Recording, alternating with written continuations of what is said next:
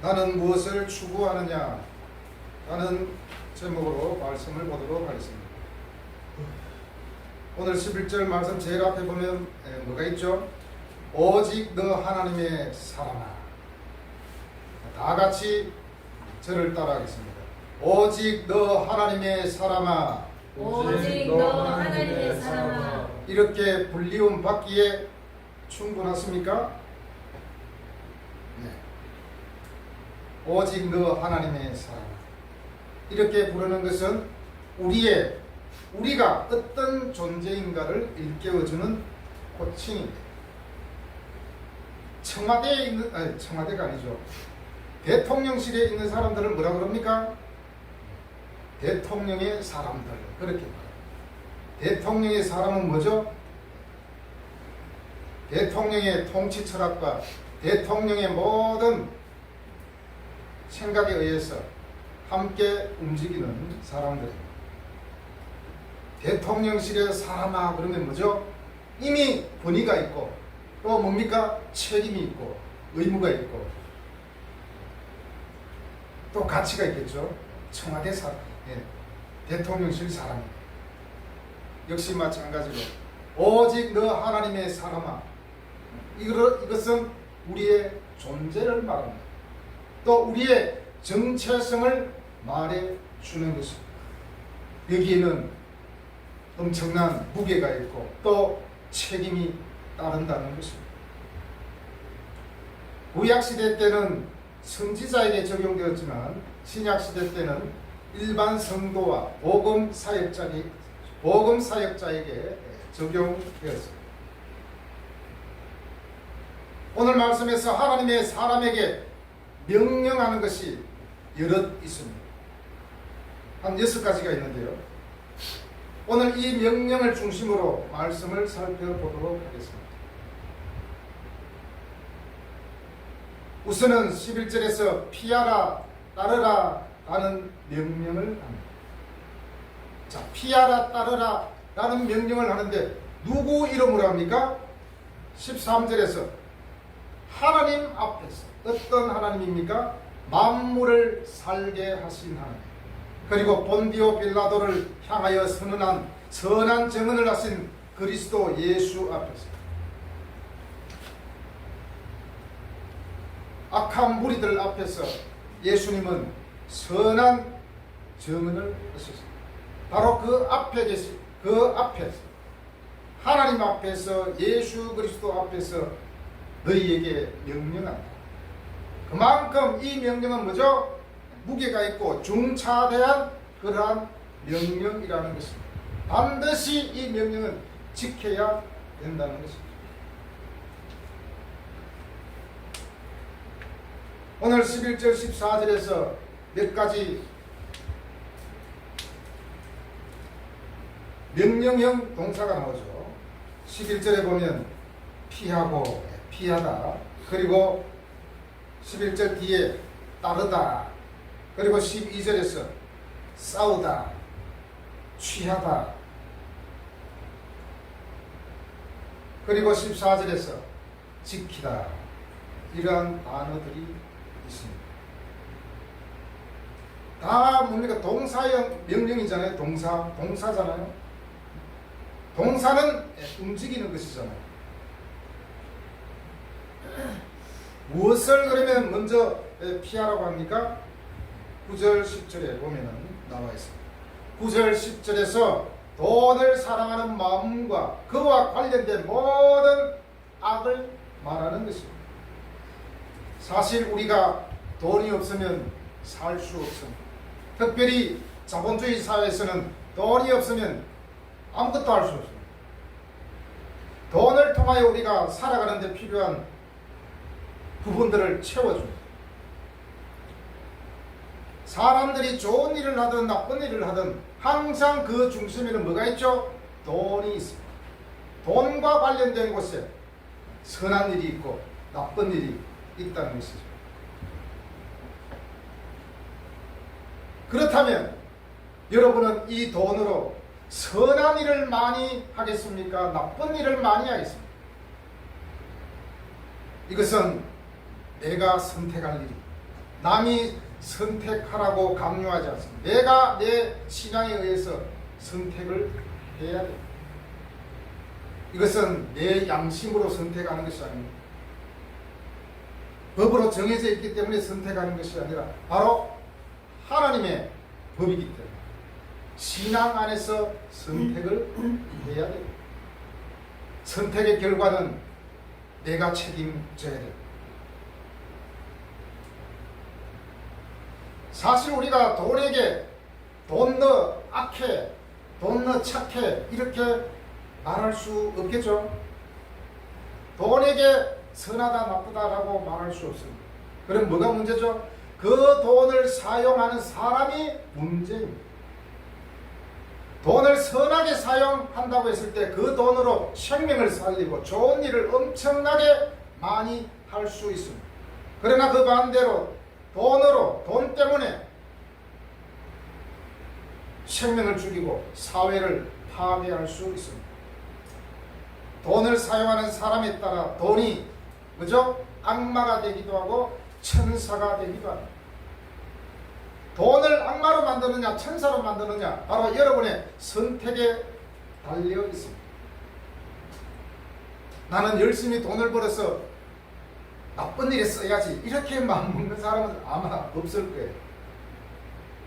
하다 보니까 휘말려서 친구 따라가다가 어쩔 수 없이 그러나 다 핑계 모든 것이 나의 선택이고 나의 목숨. 바울은 돈 자체를 부정하는 것이 결코 아닙니다. 바울도 복음을 전하고 사역을 할 때 돈이 필요했습니다. 그래서 사람들에게 연보를 요청했습니다. 헌금을 요청했습니다. 교회도 역시 돈이 필요합니다. 그러나 무엇을 위해 쓰느냐 그것이 중요하다. 무엇을 위해 쓰느냐 또 어떻게 버느냐 이것이 상당히 중요합니다. 옛날에 이런 말이 있었죠. 개같이 벌어서 정성같이 쓴다. 이 말은 안 됩니다. 왜냐? 개같이 번다는 거죠. 어떻게 하든지 돈만 벌면 된다는 그런 마음 아닙니까? 도둑질을 하든 뭘 하든 쓸 때만 정성같이 써요. 결코 그렇게 하면 안 돼요. 정직하게 벌어서 정직하게 사용하는 것. 그것이 돈의 목적이 되고 수단이 되어야 돼요. 그것을 벗어나니까 사람들이 죄를 짓고 사람을 죽이고 온갖 죄악들을 지르지 않습니까? 바울은 돈 자체를 부정하는 것이 아니라 그 돈으로 인하여 발생하는 모든 악한 것에 대하여 경고하고 있는 것이죠. 그래서 10절에서 뭐라고 말씀합니까? 돈을 사랑함이 일만 악의 뿌리가 된다라고 말을 합니다. 모든 악에는 돈이 뒤따른다는 것이죠. 물론 예수 믿는 사람도 돈을 많이 벌어야 됩니다. 돈이 있어야 선한 일도 많이 하죠. 그러나 너무 돈만 쫓아가다 보면 신앙을 떠나게 되고 많은 근심이 자기 자신을 찌르는 결과를 가져올 수 있는 것에 대하여 바울은 경고하고 있습니다. 10절에 대하여 한글 성경 공동 번역에서는 이렇게 번역해 놨습니다. 돈을 사랑하는 것이 모든 악의 뿌리입니다. 돈을 따라다니다가 길을 잃고 신앙을 떠나서 결국 격심한 고통을 겪은 사람들도 있습니다. 이렇게 번역해 놨습니다. 아주 이해하기 쉽죠? 돈을 따라다니다가 길을 잃고 신앙을 떠나서 결국 격심한 고통을 겪은 사람들도 있습니다. 우리가 뉴스를 봐서 많이 알지 않습니까? 모든 죄는 돈 때문에 일어나는 것들이 많지 않습니까? 돈 때문에 부모 자식을 죽이는 일이 얼마나 많이 있습니다. 돈을 취하려 하다 보니 서리를 조작하고 거짓말하고 거짓이 탄로날까봐 또 다른 거짓말을 하고 사람을 속이고 자신의 양심을 파는 일이 이 사회를 병들게 하고 있지 않습니까? 내 양심에 내 마음에 이것은 불법이다라고 요만큼이라도 생각이 들면 멈춰야 돼. 그것은 바울이 언급한 일만 악의 뿌리가 돈이다라고 말할 수밖에 없어요. 우리가 돈이 필요하지만 그러나 정당한 방법으로 벌어야 돼. 장사꾼이 부당하게 시장 질서를 어기고 부당하게 남겨먹는다든지 고춧가루에 이상한 거 넣어가지고 팔아먹고 이런 일들, 이 다 속이고 거짓말하는 거라니까. 그래서 돈을 사랑함이 일만 악의 뿌리가 된다고 말을 하는 것입니다. 내가 먹을 수 없고 내 가족이 먹을 수 없다면 그 음식을 팔지 말아야 됩니다. 또 내 아들에게 말하고 싶지 않은 것은 하지 말아야 돼. 야 아들아, 너 요거 요렇게 하면 돈을 훔칠 수 있단다. 안 가르치겠죠? 아들에게 다른 사람에게 가르칠 수 없는 거라면 포기해야 돼. 왜냐? 죄이기 때문에. 이미 내 양심에는 이거는 나쁜 거야 라고 이미 생각하고 있겠죠.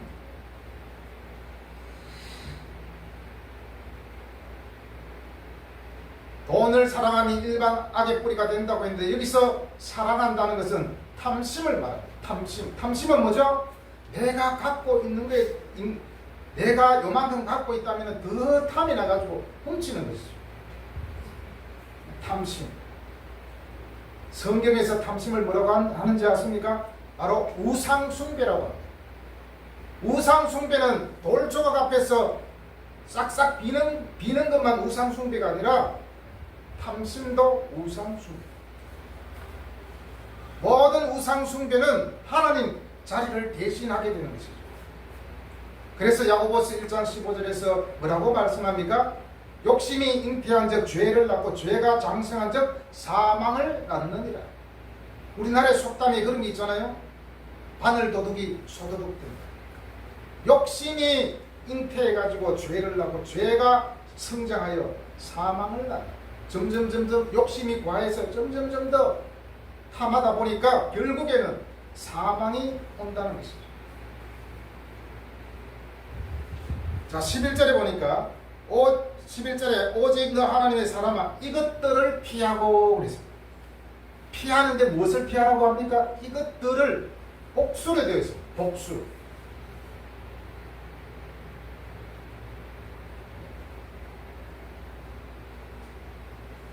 복수로 되어 있다는 것은 이것은 돈을 지나친 탐심으로 인해서 따르는 많은 악한 것들을 두고 이것들이라고 하기 때문에 복수로 표현했다고 볼 수 있습니다.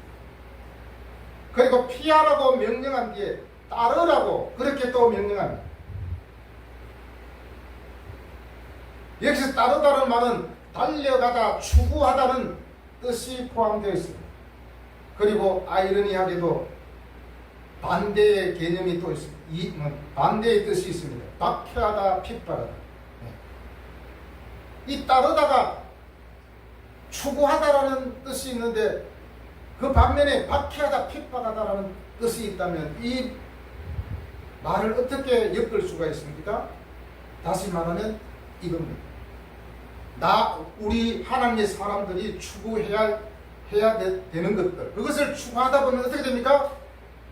때로는 핍박과 박해가 있을 수 있습니다. 그렇지만은 끝까지 하나님의 사람으로서 해야 될 그것을 하라는 것입니다.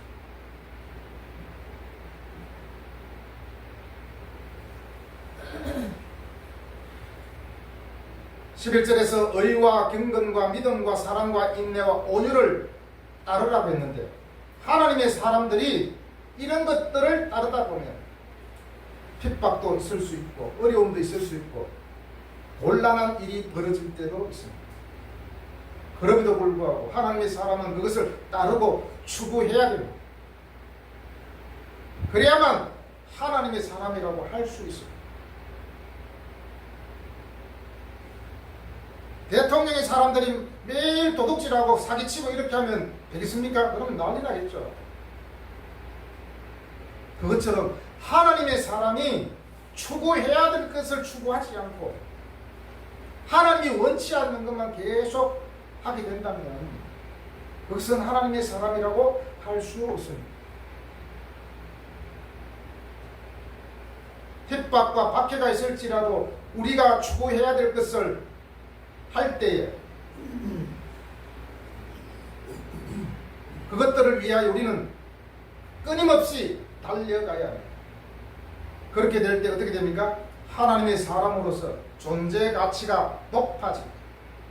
우리의 자존감은 하나님이 하라고 하신 것들을 행할 때에 우리의 존재 가치가 높아집니다.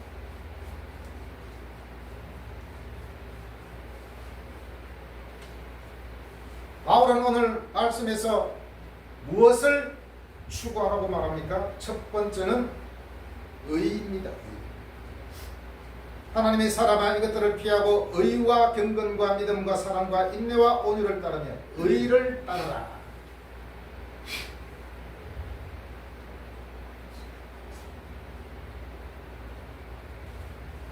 의는 하나님께서 의롭다고 인정해 주시는 법적인 의로움의 결과로서 성도의 삶을 통해서 나타나는 의로움을 가리킵니다. 이미 우리는 예수님께서 우리를 의롭다고 칭해 주셨어요. 그 결과로 우리가 어떻게 됩니까? 의로운 행위를 해야 됩니다. 예전에 조폭 두목이 또 도둑질하는 사람이 갑자기 예수 믿고 집사 됐다 그러고 막 이래가지고 그런 일이 있었잖아요. 그러다가 며칠 있다가 또 남의 집 도둑질하고 또 싸움하는데 휘말려가지고 다시 또 구속되는 일이 있지 않습니까? 그 사람은 예수 믿지 않습니다. 왜냐? 변화되지 않았기 때문에 가는 거예요. 하나님의 사람이라는 정체성을 가지고 있는 성도들이 그 신분에 맞게 행동이 뒤따라야 됩니다. 내 마음에 가책이 든다면 하지 말아야 됩니다. 한번 하기 시작하면 그것을 무마하기 위해서 계속해서 끝까지 가야 됩니다. 들통날 때까지 계속. 그것을 깨닫는 순간 빨리 멈춰야 돼요. 그러면 어떻게 되죠? 하나님의 사람이라는 이 여기에 훼손이 된다는 것이죠. 훼손. 내 양심이 훼손되고 나의 정체성에 훼손이 된다는 것입니다. 그러기 전에 멈춰야 해요. 두 번째로 경건을 따라가고 말하고 있습니다. 의로운 삶을 이루는 것의 동기가 되는 하나님을 향한 경외심과 공경심을 가리킵니다. 하나님을 경외하는 삶은 죄를 억제해 줍니다. 하나님을 두려워하는 것은 경건한 신자의 의무입니다. 예수 믿는 사람이 죄를 거듭해서 짓는다는 것은 뭡니까? 하나님을 두려워하지 않기 때문에. 요즘에는 밖에 다니다 보면은 모든 것에 이게 몰카가 아니고 CCTV가 이게 신경이 쓰이잖아요. 몰래 노상공략하다가도 걸릴 수가 있잖아요. 늘 두렵습니다. 혹시 걸릴까? 죄도 짓지 않은데 혹시 내가 이게 가는 모습을 저 CCTV가 지금 보고 있지 않을까? 두려운 마음보다도 조금 그런 마음이 있지 않습니까? 죄를 계속해서 짓는다는 것은 하나님을 두려워하지 않기 때문입니다. 그렇기 때문에 하나님을 두려워하지 않는 사람들은 참된 신앙에 무지한, 하나님을 두려워하지 않는 마음은 온갖 악이 싹트는 근원입니다. 오직 하나님의 사람은 하나님을 두려워할 때에 죄와 결별할 수 있습니다.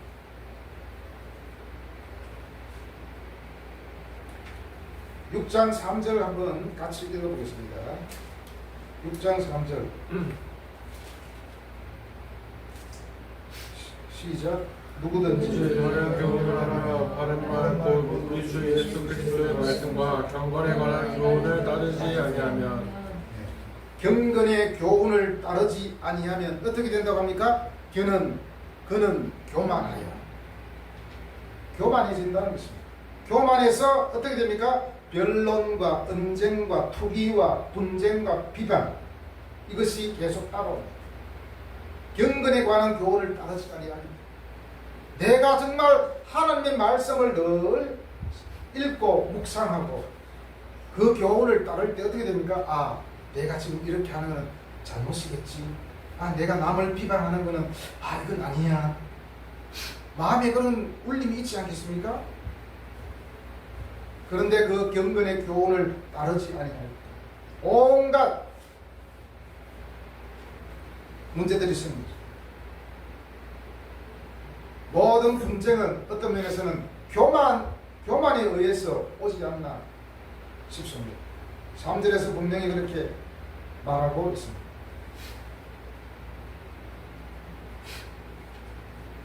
하나님을 경외하는 마음은 죄를 두려워하고, 경외는 뭐죠? 하나님을 두려워하고 존경하는 마음입니다. 요셉은 창세기 39장 9절에서 이렇게 고백합니다. 내가 어찌하여 이 큰 악을 행하여 하나님께 득죄하리이까. 성도가 하나님께서 주신 칭의에 합당은 의로운 삶을 살 수 있도록 성도의 마음에서 동기를 형성케 하는 내면에 있는 하나님을 향한 마음을 뜻합니다.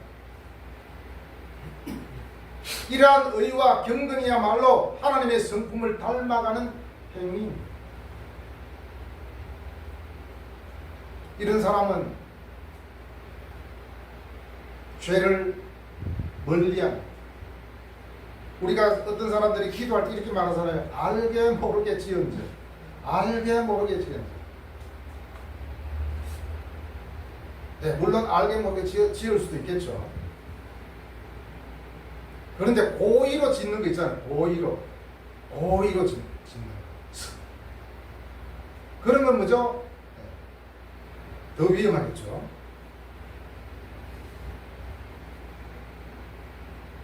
세 번째로 믿음을 추구하라고 말씀하고 있습니다.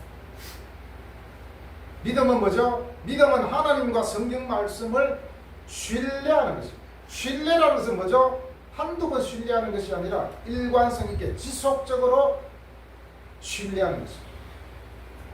신뢰는 어떻게 됩니까? 하나님을 의지하게 됩니다.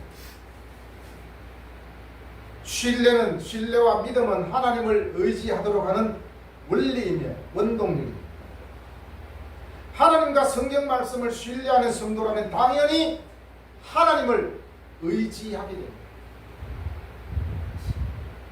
하나님을 의지하지 않는 것도 사실은 어떤 면에서는 죄라고 할 수 있어요. 왜냐? 하나님을 의지 안 해도 나는 살 수 있다라고 생각하기 때문에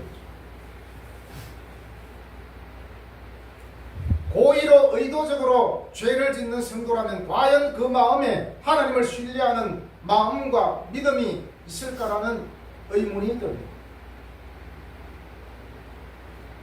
여러분, 우리는 하나님을 믿습니다. 신뢰합니다. 여러분은 나는 하나님의 사람이다 라는 분명한 정체성을 가지고 있습니까? 나는 자신있게 정말 나는 정말 하나님의 사람이에요 이렇게 말할 수 있습니까? 그렇다면 하나님을 의지하시기 바랍니다. 예수 믿는 사람과 안 믿는 사람과의 차이는 그겁니다. 어려움이 있을 때 예수 믿는 사람은 그래도 하나님을 찾게 되어 있습니다. 어려운 일이 있는데도 하나님을 찾지 않는다는 것은 내 마음에 하나님이 없다는 것입니다. 세상 사람들은 아무리 어려움이 생기도 하나님 나 도와주세요 이렇게 말하지 않겠죠. 세상 사람들은 다 어려움이 있을 때 아유 재수 없어서 그렇다. 내 팔자가 왜 이래. 계속 이제 그렇게 말하죠. 그러나 우리는 어떻게 합니까? 하나님 도와주세요. 이렇게 기도합니다. 우리는 하나님의 사람입니다. 그렇기 때문에 하나님을 의지해야 합니다. 네 번째로 사랑을 추구하라고 말씀합니다. 이 사랑은 인간의 마음에 일어나는 하나님의 역사인 결과를 보여주는 것입니다. 이 사랑은 그리스도인이 추구해야 할 가장 핵심적인 요소라 할 수 있습니다. 바울에게 있어서 믿음과 사랑은 동시에 언급되는 경우가 많습니다. 왜냐? 그것은 믿음의 결과로 사랑으로 나타나기 때문입니다. 이 사랑은 바로 아가페의 사랑에서 오는 것입니다.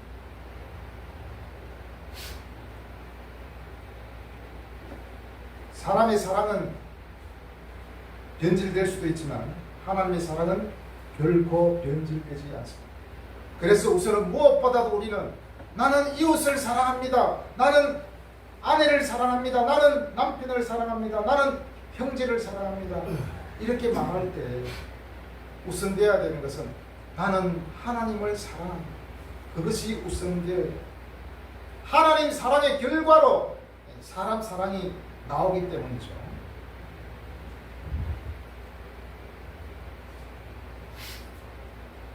이제 다섯 번째로 인내를 따르라고 말씀하고 있습니다. 인내는 확고부동한이라는 뜻도 있습니다. 확고부동한. 확고부동한이 뭡니까? 나의 믿는 부분, 내가 바라는 것들이 확고하다는 것이죠. 확고부동한 그런 마음이 있기 때문에 어떻습니까? 어떠한 시련과 고난 속에서도 믿음과 사랑이 퇴색되지 않는 성도의 면모를 보여줍니다.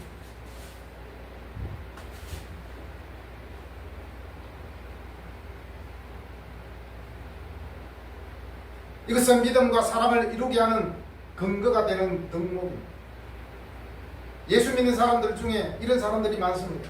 믿음도 좋고 다 좋은데 인내심이 부족해요. 인내심이 부족하면 어떻게 됩니까? 중간에 포기할 수 있습니다. 인내는 미래지향적입니다. 사실은 미래에 어떤 확고한 나의 꿈이 있기 때문에 지금 고난과 어려움이 있어도 그 꿈을 향하여 열심히 달려갈 수 있는 거죠. 내 미래가 불투명하다고 생각되어지면 사실 힘도 빠지고 일하기도 싫고 살고 싶은 마음도 안 듭니다. 아유, 내가 쎄 빠지게 이렇게 일해봤자, 내가 이렇게 열심히 공부해봤자 내 미래가 어떻게 되겠어. 별로 이렇게 희망이 없으면 하기 싫어지. 그래서 우리는 일반적인 마음 자세라도 확고부동한 나의 목표가 있습니다. 오늘 이제 찬혁이가 와 있지만 찬혁이도 확고부동한 그 이루고자 하는 그 목적, 그것이 뭐죠? 그것이 확고부동하다면 지금 내가 어렵고 힘들고 하더라도 그것을 인내로서 참고 견뎌낼 수 있습니다.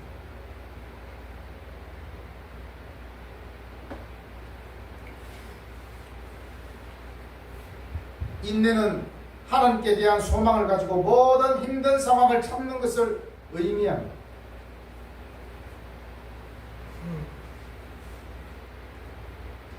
예전에 제가 인천대학교에서 알바를 잠깐 한 적이 있는데 거기에 보면 중년 아줌마들이 청소 도구함을 들고 왔다 갔다 해요. 하루 종일 청소하고. 지금은 그래도 뭡니까?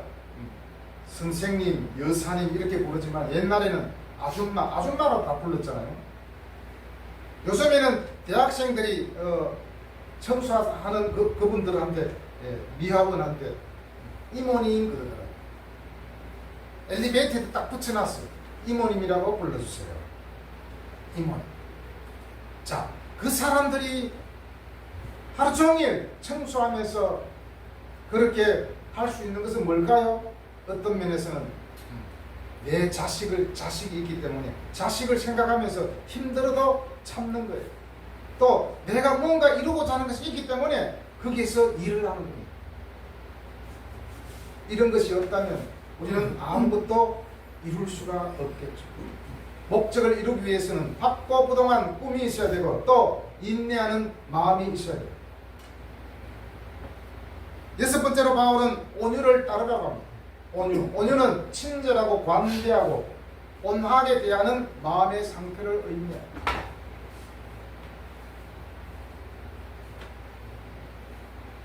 이 온유를 저는 중용이라고 말하고 싶습니다. 중용은 그리스 사람들이 말하는 이상적인 인간상이었습니다. 이 중용은 모자라거나 지나침이 없이 한쪽으로 치우치지 않는 상태라고 말합니다. 균형 잡는 거죠, 균형. 항상 보면 친구들끼리도 균형 잡는 사람들이 있잖아요. 둘이 막 싸우면 거기에서 균형을 잡고 이렇게 중재를 해요. 한쪽으로 치우치지 않는 그런 것이 바로 중용이고 온유가 아닌가 싶습니다. 중용적인 인간의 특징 중 하나가 뭔지 압니까? 바로 웃음입니다. 웃음. 이 웃음은 순박한 어린 아이의 웃음처럼 티 없이 맑고 순수합니다.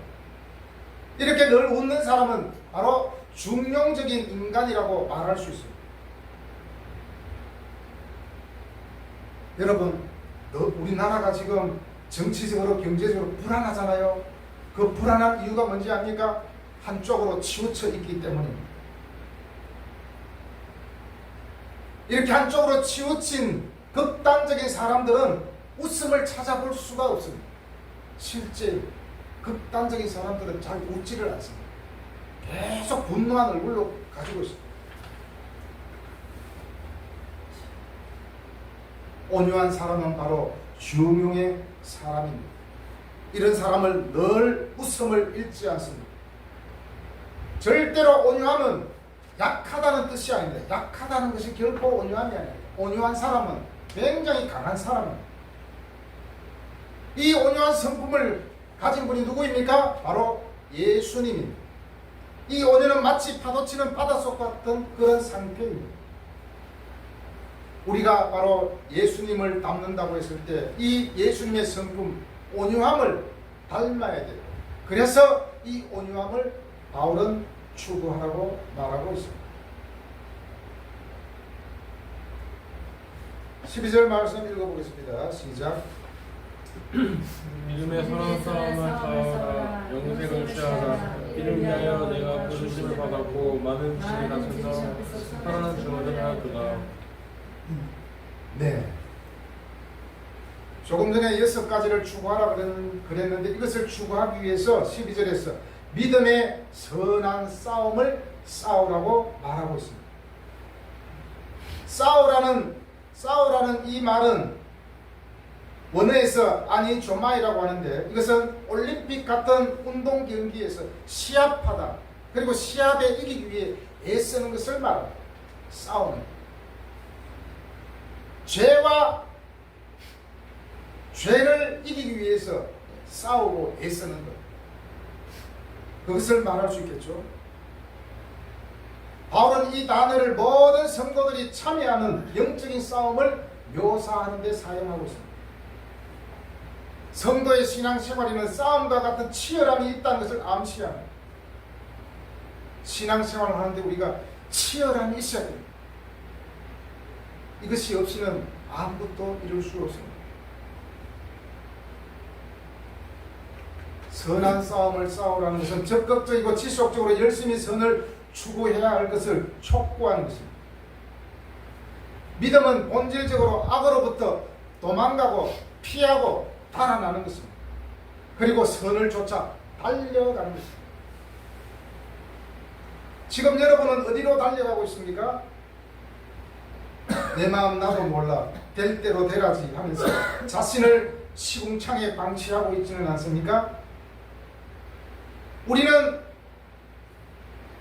언제까지 오늘 말씀에서 말한 이 명령을 지켜야 합니까? 14절에서 우리 주 예수 그리스도께서 나타났을 때까지 다시 말하면 예수님이 재림할 때까지 이 명령을 지키라는 것입니다.